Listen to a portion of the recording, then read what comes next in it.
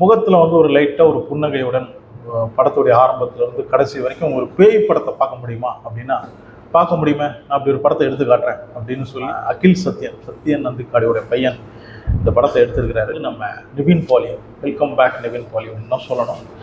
ஃபஹத் ஃபாசில், துல்கர் சல்மான் மாதிரி அந்த ஒரு இடத்துக்கு வர வேண்டிய ஒருத்தர் வந்து கிட்டத்தட்ட நிறைய ஃப்ளாப் கொடுத்து இருக்க மாட்டேன், ஃபீல்டை விட்டு அவுட் ஆகிற அந்த ஒரு நேரத்தில் கரெக்டாக அவருக்கு கை கொடுத்துருக்கிற படம் தான் இந்த சர்வம் மாயா.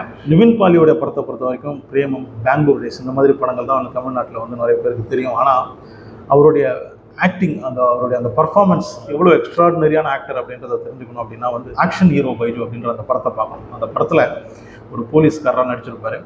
சாதாரணமாக சினிமா போலீஸ்காரங்க இருக்காங்க இல்லையா, அவங்களுக்குன்னு ஒரு பாடி லாங்குவேஜ், அந்த கெத்து பயங்கரமாக அப்படிலாம் இந்த படத்தில் கிடையாது. அதாவது வந்து என் வீட்டு பக்கத்தில் ஒரு போலீஸு, அவன் பேர் கணேஷ், அவன் வந்து ரொம்ப சாதாரணமாக தானே இருப்பான், இந்த சினிமாவில் வர போலீஸ் மாதிரிலாம் இல்லையே அப்படின்லாம் யோசிப்போம் இல்லையா. ஸோ அந்த கணேஷ் மாதிரியான ஒரு போலீஸாக தான் வந்து நம்ம நிவின் போலி வந்து ஆக்ஷன் ஹீரோ பைஜில் நடிச்சிருப்பார். அப்படி இருக்கும் பர்ஃபார்மன்ஸு, இவ்வளோ யதார்த்தமாக இருக்கும்.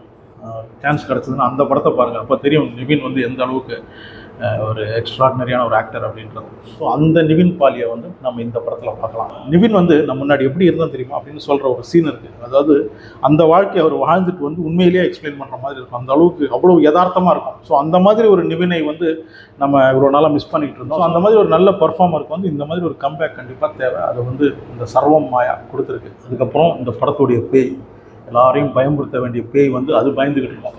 ரியா ஷிபு, நம்ம வீரதீரஸ்வரன் விக்ரமுடைய படத்துடைய ப்ரொடியூசர், அதுக்கப்புறம் 2-3 படத்தில் நடிச்சிருக்கிறாங்க. ஆனால் இந்த படத்தில் தான் ரியா ஷிபு எந்த மாதிரியான ஒரு பர்ஃபார்மர் அப்படின்றத நமக்கு காட்டியிருக்கிற படம்.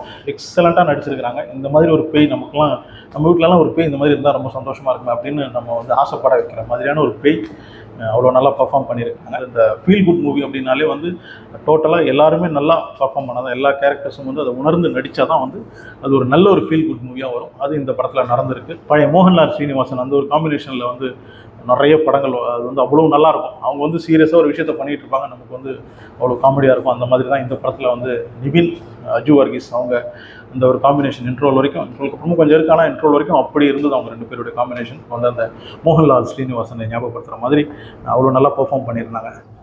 ஸோ அஜு, நிவின் அந்த ஒரு காம்போ வந்து இந்த படத்தில் வந்து நல்லா ஒர்க் அவுட் ஆயிருக்கு. டிஓபி ஷரண் வேலாயுதன் இந்த ஹாரர் படத்துக்குன்னு அதுக்குன்னு சில லொக்கேஷன்லாம் இருக்கும் பாருங்கள், அந்த மாதிரி இடத்தையெல்லாம் தேடி போகாமல் நம்ம சத்யநந்திக்காடு படத்தில் வர்ற மாதிரியே அழகான கிராமம், அழகான ஊர், அந்த மாதிரி இடத்த மட்டுமே செலக்ட் பண்ணி இந்த படத்தை எடுத்திருக்காங்க. ஹாரருக்கான எந்த ஒரு லொக்கேஷனும் கிடையாது. ஸோ அந்த மாதிரி ஒரு லொக்கேஷன்லாம் இந்த படத்துக்கு தேவை கிடையாது. ஏன்னா அந்த மாதிரி ஒரு பேய் படமே கிடையாது. இது சத்யநந்திக்காடுடைய மகனுடைய படம் இல்லையா. ஸோ அந்த ஒரு ஃபீலை வந்து நமக்கு வந்து அந்த கேமராவில் பார்க்க முடியுது. ஹாரர் படத்துக்கெல்லாம் போயிட்டு வந்தோம்னா அந்த படம் நல்லாவே இருந்தாலும் படம் விட்டு வெளியில் வரும்போது லைட்டாக ஒரு தலைவலி இருக்கும். அதுக்கு காரணம் என்னென்னா அந்த மியூசிக், அந்த பிஜிஎம் வந்து அந்த மாதிரி போட்டு அடித்து உடச்சிருப்பாங்க. படத்தோடு நம்ம பார்க்கும்போது தெரியாது, ஆனால் வெளியில் வந்ததுக்கப்புறம் தான் நம்ம காதை வந்து எந்த அளவுக்கு கீழ்ச்சிருக்கிறாங்க அப்படின்றதெல்லாம் நமக்கு தெரியும். அந்த தலைவலி அப்போ தான் புரியும்.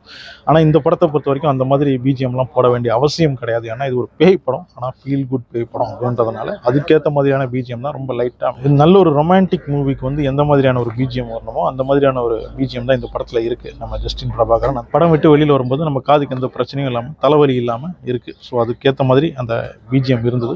பேய் படமாக நாங்கள் வரல அப்படின்னு சொல்கிற குழந்தைங்க கூட இந்த சர்வம் மாயா அந்த படத்தை பார்த்துட்டாங்கன்னா, அப்பா ஏதாவது பேய் படம் இருந்தால் கூட்டிகிட்டு போங்கப்பா, நாங்கள் வரோம்ப்பா அப்படின்னு சொல்கிற அளவுக்கு குழந்தைங்களுக்கெல்லாம் பிடிக்கிற மாதிரியான ஒரு பேய் படம் அவ்வளோ நல்லா பண்ணியிருக்கிறாங்க. ஸோ கேரளாவில் இந்த கிறிஸ்மஸை பொறுத்த வரைக்கும் நிவின் போலி தான் கிங். அவருடைய இந்த சர்வம் மாயா தான் hit. So welcome back Nivin poly.